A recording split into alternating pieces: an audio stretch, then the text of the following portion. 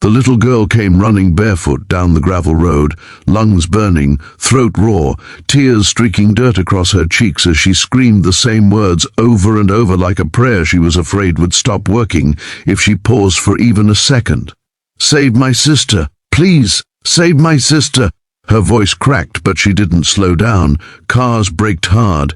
A man loading groceries froze mid-motion. A woman dropped her phone. The girl couldn't have been older than 10, her dress torn at the hem, knees scraped, hair coming loose from a rushed braid. When she finally reached the sheriff's substation at the edge of town, she slammed both palms against the glass door so hard it rattled. Inside, officers looked up, startled. One of them opened the door, just as the girl collapsed forward, clutching his uniform like it was the only solid thing left in the world. "They hung her from a tree," she sobbed. "Please, my sister, she's still there."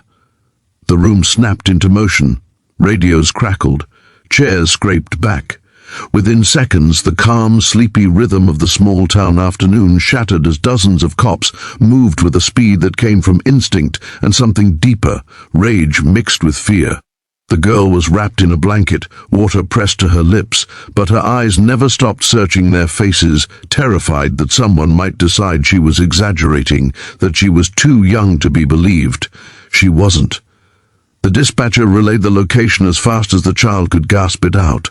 Old Oak Grove beyond the abandoned quarry, a place people avoided because bad things had a way of sticking to it.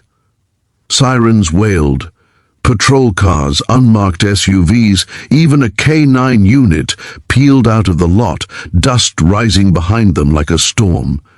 The girl sat in the back of a cruiser, hands shaking, replaying the image she couldn't unsee. Her older sister Mara lifted off the ground, rope cutting into bark above her, eyes wide, not with fear at first, but disbelief, as if she couldn't understand how a stupid argument had turned into this.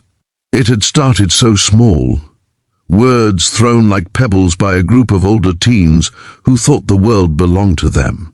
Mara had told them to leave her little sister alone. That was it. That was the crime. By the time the officers reached the grove, the air felt wrong, too quiet, birds gone silent. The oak tree stood at the center like a witness that wished it could look away. Officers spread out, weapons drawn, hearts pounding, and then someone shouted, and the world surged forward. Mara was there, alive, barely conscious, feet brushing leaves, rope slack enough that she was still breathing. An officer was up the tree in seconds, knife flashing, cutting her down while others caught her weight and laid her gently on the ground. The girl screamed her sister's name from the cruiser as medics rushed in. Oxygen mask, quick hands, calm voices fighting the panic. Mara's chest rose and fell. Bruises marked her arms, her neck red and angry, but she was alive. The girl broke free and ran, throwing herself onto her sister, sobbing into her shoulder until an officer gently pulled her back so they could work. Not far away, handcuffs clicked shut. Then more. Then more. The ones who ran didn't get far. Dogs tracked them through brush and mud. A drone buzzed overhead, spotlight slicing through trees. By the time the sun dipped low, every single person involved was in custody, faces pale, bravado gone, staring at the ground like it might open and swallow them whole.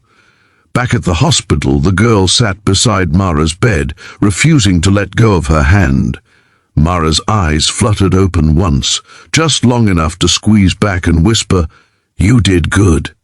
The girl nodded fiercely, tears dripping onto the sheets, understanding for the first time that courage didn't mean not being scared. It meant running anyway. Outside the room, officers stood in silence, some with fists clenched, some staring at the floor, all of them knowing they'd arrived just in time, but haunted by how close it had been. By morning, the story would spread.